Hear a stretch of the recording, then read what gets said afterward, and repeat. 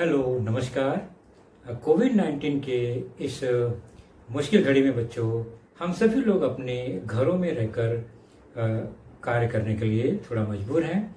लेकिन मुंबई महानगर पालिका ने आपको घर बैठे ही पढ़ाने या यूं कहें अध्ययन करने का एक मौका दिया है, जो कि हमारे महानगर पालिका के चैनल द्वारा आपको वीडियो के रूप में लेसन प्रसारित किया जाएगा। और उस लेसन के जो विषय हैं वो आपके स्क्रीन पर दिखाई देंगे और उसके टॉपिक भी आपको स्क्रीन पर ही दिखाई देंगे। तो चलिए शुरू करेंगे हम आज का अपना लेसन। शुरू करते हैं बच्चों आज की टॉपिक, और वह होगी कक्षा 8वीं से। और 8वीं कक्षा में हमारा आज का विषय है गणित। और गणित विषय के अंतर्गत हमारा आज का जो पाठ होगा वह है आपके पाठ्य पुस्तक से पाठ दूसरा, समांतर रेखा तथा तिर्यक रेखा, जिसका पहला भाग आज हम जानेंगे। और मैं हूं आपका वर्चुअल मार्गदर्शक Ajay Kumar Maurya, MCGM virtual classroom Dadar से। सबसे पहले हम एक चित्र देखते हैं, आकृति देखते हैं। दो रेखाओं की जोड़ियाँ यहाँ पर दिखाई दे रही है, एक जोड़ी L और M। और हम यहाँ इसे देखकर हमेशा ये कहते हैं कि यह रेखा L जो है वो रेखा M के समांतर है। तो समांतर है मतलब क्या? हम कहते हैं समांतर है, तो कौन सी रेखा समांतर है, और अगर समांतर है तो क्यों? तो यहाँ पर ये रेखा समांतर है, तो उसको हम कैसे लिखते हैं? रेखा L समांतर रेखा M, या रेखा L समांतर का रेखा निशान है वह दो खड़ी लाइन बराबर, तो समांतर रेखा M। तो रेखा L समांतर रेखा M। उसी तरह अगर ये दो रेखा समांतर ही है, मान लीजिए P और R, तो यहाँ लिखेंगे रेखा P समांतर रेखा R, या रेखा R समांतर रेखा P, दोनों ही सही है। उसको संकेत में लिखते हैं रेखा P समांतर का निशान और रेखा R। When two lines are parallel, then we call like this. Line L is parallel to line M, and line P parallel to line R in this picture. And in symbolic form, line L parallel to line M, two vertical lines, is the symbol of parallel. Similarly, in second figure, line P parallel to line R. तो समांतर रेखा ये हो गई। तो क्या समांतर रेखा वही होती है जो एक दूसरे को नहीं काटती? चलिए देखते हैं। मान लीजिए एक पेपर है, उसको हम प्रतल मान लेते हैं, उस पर एक लाइन है, और एक दूसरा प्रतल है, उस पर एक लाइन है।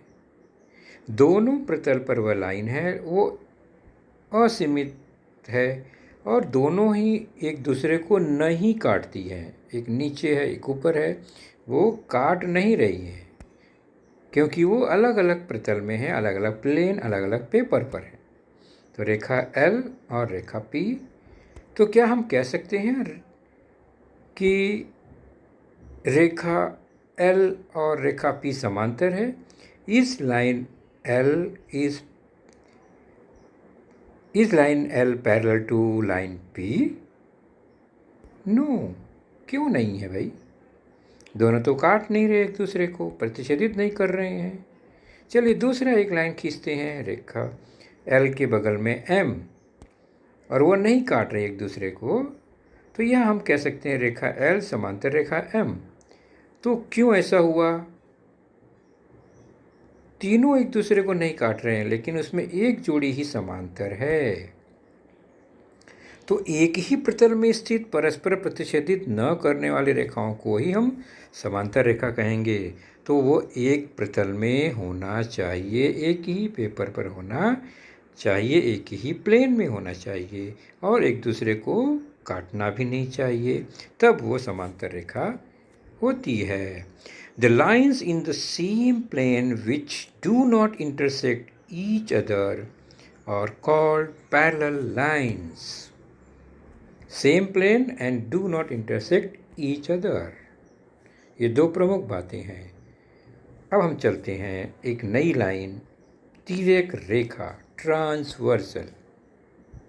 ये दो लाइन है, कोई भी दो लाइन, लाइन M और लाइन L, और उन दोनों को कोई एक लाइन इस तरह से आ रही है जो काटती हुई जा रही है, यानी प्रतिच्छेदित कर रही है। यहाँ लाइन N जो है वो L और M को प्रतिच्छेदित कर रही है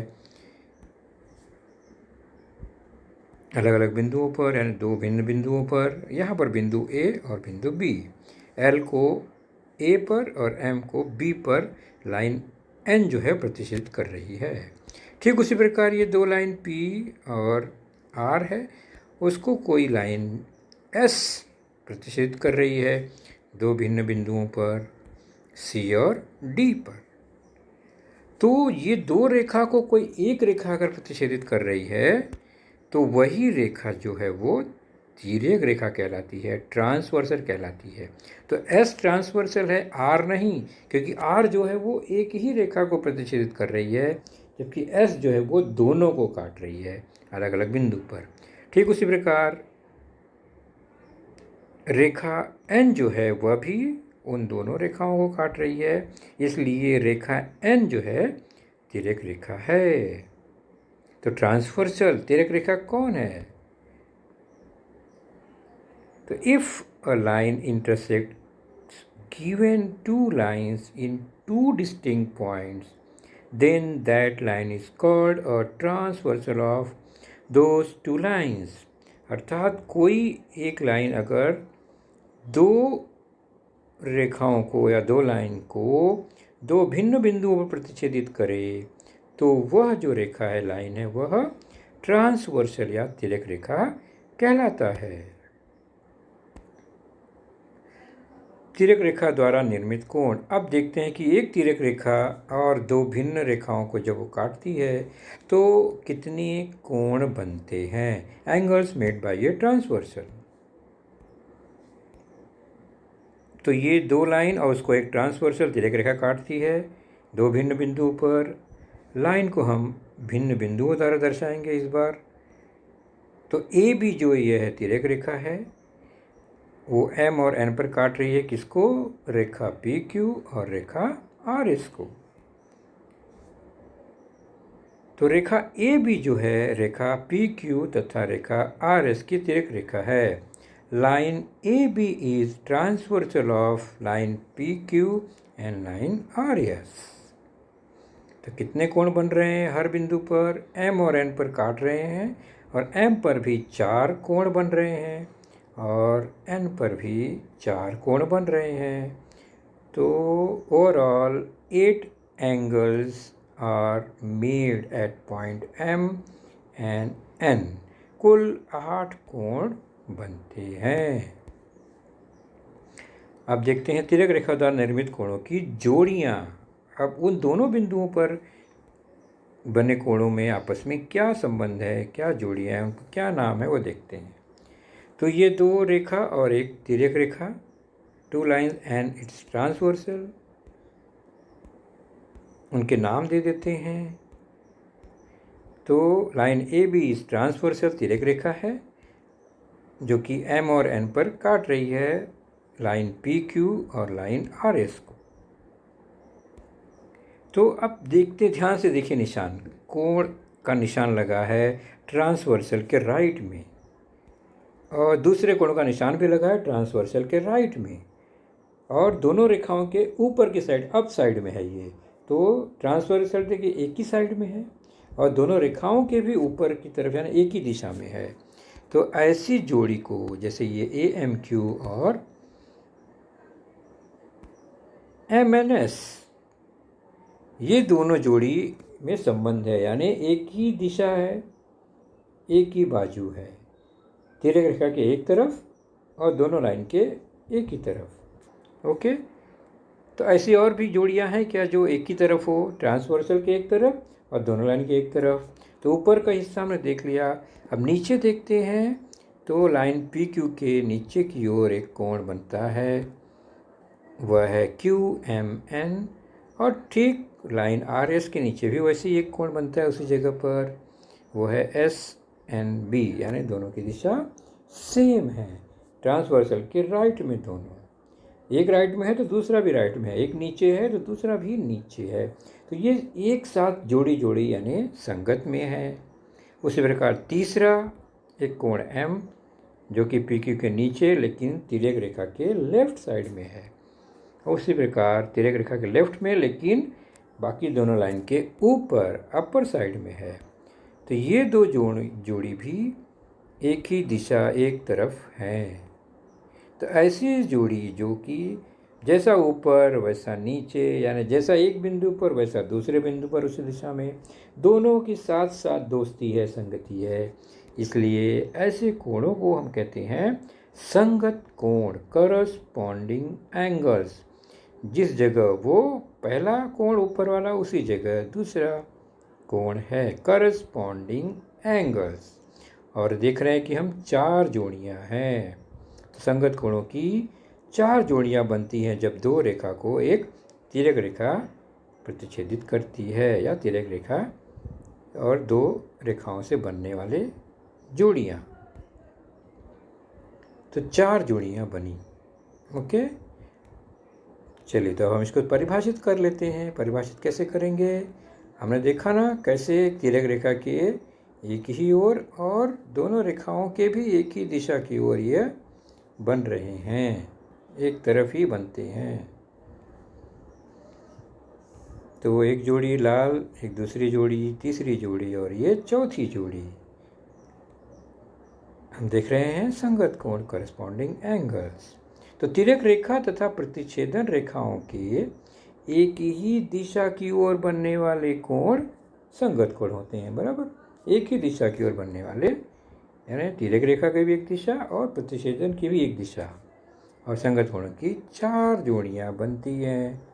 देयरफॉर हमें रिजल्ट मिला, angles made by the same side of a transversal and the same position of the given lines are corresponding angles. Or overall 4 pairs of corresponding angles are formed.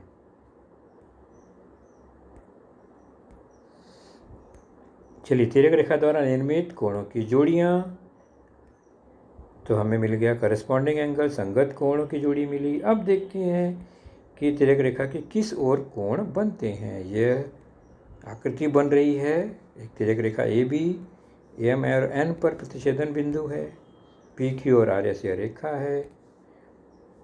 तो अब देखिए प्रतिच्छेदन बिंदु के तिर्यक रेखा के राइट साइड में एक कोण बना, और यह भी तिर्यक रेखा के राइट साइड में बना, लेकिन खासियत क्या है?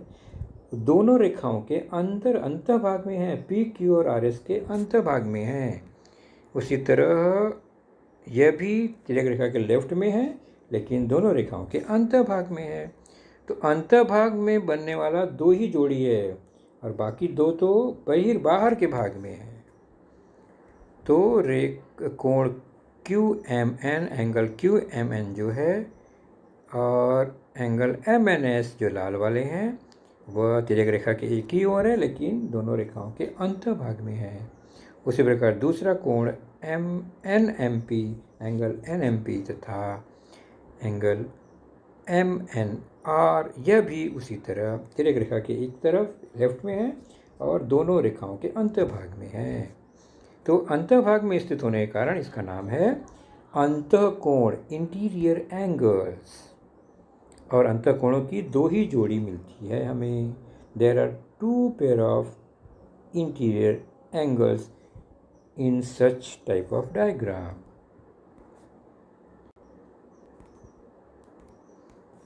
तो हमने देखा अभी अंतःकोणों की जोड़ियाँ, उसको अगर हमें परिभाषित करना हो तो कैसे करेंगे?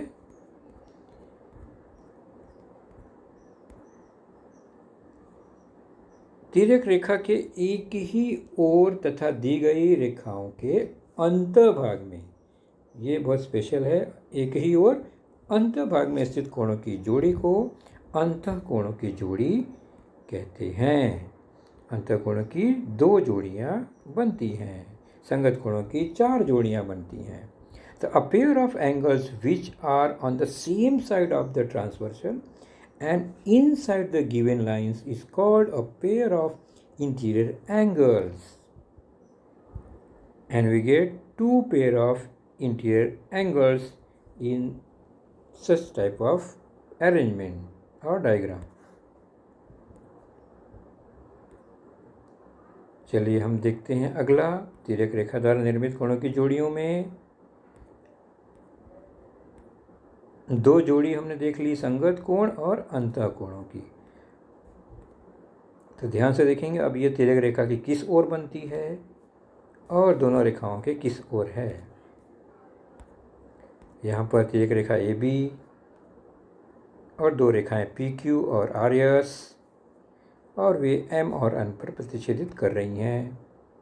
अब देखिए तिर्यक रेखा के राइट साइड में है और ये तिर्यक रेखा के लेफ्ट साइड में। अब यहाँ उल्टा हो गया, एक साइड की बात ही नहीं है, दोनों कोणों में था, संगत और अंतः में एक तरफ थे, लेकिन तिर्यक रेखा में यहाँ जो देख रहे हैं हम तिर्यक रेखा के विपरीत ओर कोण बन रहे हैं, लेकिन दोनों लाइन के अंतः भाग में है, अंतः भाग में है, विपरीत ओर है। ध्यान रखिए इस बात को। तो कोण PMN तथा कोण SNM, जो कि इसमें अभी नहीं दिख रहा है, अभी दिखा ये PNM और SNM, ये भी है, एक रेखा के अपोजिट साइड में है, दोनों रेखाओं के अंतः भाग में है। तो ये 2 जोड़ी बनी जो अंतः भाग में अपोजिट साइड में है। ऐसे कोणों को जो कि अपोजिट साइड में बनते हैं और दोनों रेखाओं के अंतः भाग यानी एक की तरफ अंतः भाग में अपोजिट साइड वाले बन रहे हैं, यानी लाइन के नीचे और दूसरी लाइन के ऊपर बन रहे हैं। ऐसे कोणों को एकांतर कोण अल्टरनेट एंगल्स कहते हैं, जो कि ऐसे अंग्रेजी के Z अक्षर जैसा बनता है। अगर इसको हम अलग अलग देखें तो ये 2 कोण, एक जोड़ी और दूसरी जोड़ी भी उल्टा Z, तो अंतः भाग में स्थित ये 2 जोड़ी बनी। ऐसी जोड़ियों को कहते हैं अंतः एकांतर कोण।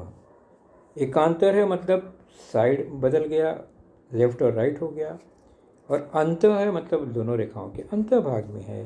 तो अंतः एकांतर कोणों की जोड़ियां हैं, 2 जोड़ी है, कॉल इंटीरियर अल्टरनेट एंगल्स, क्योंकि यह दोनों रेखाओं के इंटीरियर साइड में बन रहा है।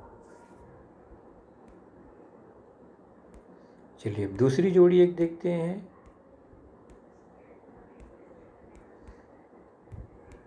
ये हमारा अरेंजमेंट 2 रेखाएं और एक तिर्यक रेखा, 2 lines and its transversal line PQ and RS, transversal है लाइन AB, और ये M और N पर काट रहे हैं। अब देखिए यहाँ क्या बन रहा है, तिर्यक रेखा के अपोजिट साइड में, ये भी उल्टे साइड है, एक लेफ्ट में है तो एक राइट में है। तो इसका मतलब ये एक अल्टरनेट तो हुआ ही, एकांतर तो हो गया, लेकिन दोनों रेखाओं के बाहरी भाग में है, एक ऊपर एक नीचे, अंतः भाग में नहीं है। इसलिए इसका नाम अल्टरनेट तो होगा लेकिन बाहरी भाग का होगा। ये AMQ और BNR तिर्यक रेखा के अपोजिट साइड में है और ट्रांसवर्स, और बाकी दोनों रेखाओं के भी उल्टा है, यानी एक के ऊपर है तो एक के नीचे है। ठीक उसी प्रकार दूसरी जोड़ी देख रहे हैं, वह भी तिर्यक रेखा के लेफ्ट साइड में है, एक राइट साइड में है, लेकिन ऊपर की ओर और नीचे की ओर है दोनों रेखाओं के, AMP और BNS। ऐसे कोण भी एकांतर ही हुए। एकांतर कोणों में कोण अपोजिट साइड में बनते हैं तिर्यक रेखा के, लेकिन तिर्यक रेखा दोनों रेखाओं के बाहरी भाग में बन रहे हैं, इसलिए इसका नाम हो गया बाह्य एकांतर कोणों की जोड़ी है ये, तो बाह्य एकांतर कोण कहलाते हैं। अंतभाग में बना तो अंत एकांतर, बाह्य भाग में बना तो बाह्य एकांतर। Exterior alternate angles because these angles are made at exterior side of the two given lines। तो अल्टरनेट एंगल दो प्रकार के हो गए, एक अंत एकांतर कोण, दूसरा बाह्य एकांतर कोण।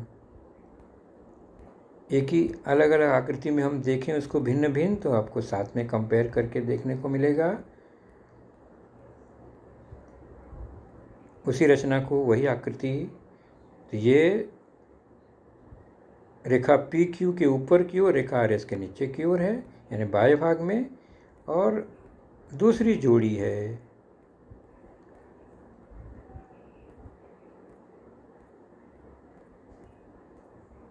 ए बी ट्रांसवर्सल पी क्यू और आर एस के अंतभाग की जोड़ी है, और ट्रांसवर्सल के अपोजिट साइड में है, लेकिन बना अंतभाग में।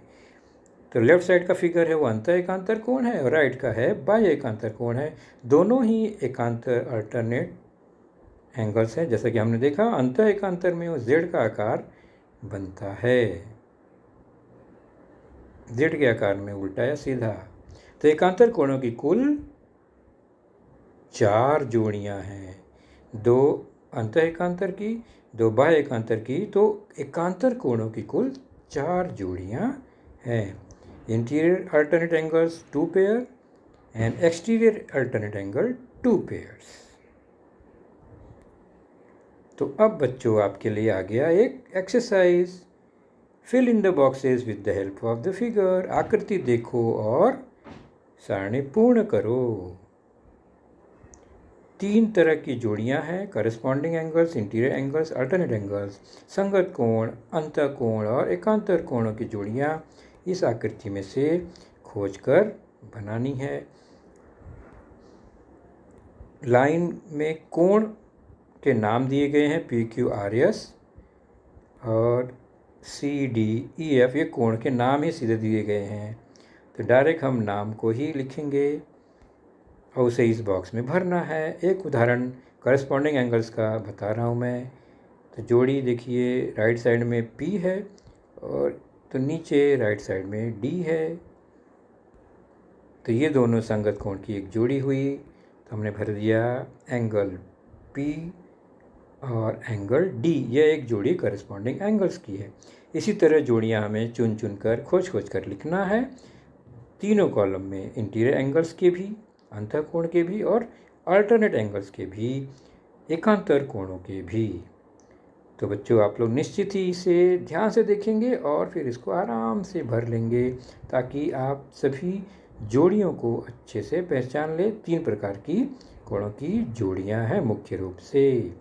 तो बच्चों आपने देखा आज का लेसन, उसके प्रमुख मुद्दों को ध्यान से बार बार दोबारा देखकर समझने का प्रयास कीजिए, क्योंकि एक बार देखने पर किसी को भी वो पूरा मुद्दा समझ में नहीं आता। तो जैसे ही हम 2 बार 3 बार देखेंगे तो हमें वह समझ में आने लगेगा। और इसके आगे की जानकारी जो होगी बच्चों, वह निश्चित ही हमारे अगले वीडियो में होगी। तो उस वीडियो को देखने के लिए, उसकी सूचना प्राप्त करने के लिए जो नीचे सब्सक्राइब का बटन होता है उसे जरूर प्रेस कीजिए और नोटिफिकेशन ऑन रखिए, ताकि जैसे ही हमारा लेसन चैनल पर डाला जाएगा आपको वह तुरंत प्राप्त होगा। तो अपना ख्याल रखिए, सुरक्षित रहिए। Thank you.